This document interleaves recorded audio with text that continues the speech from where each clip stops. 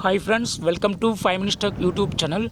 Here is Oppo Reno 11 Pro 5G smartphone. In this video, you will learn how to change dialpad tone in your phone Oppo Reno 11 Pro 5G. First of all, go to the dialing interface. Go to phone icon here and type something on the keypad, and there will be a sound while typing. Okay, listen here. If you would like to turn off this keypad sound, yes, you can do it.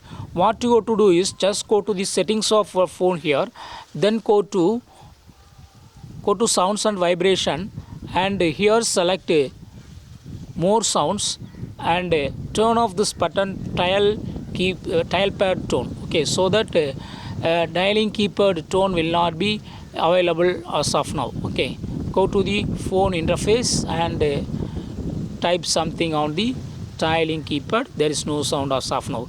In this way, you can easily turn off dialing keypad sound in your phone Oppo Reno 11 Pro 5G. That's all friends. Thanks for watching. Bye.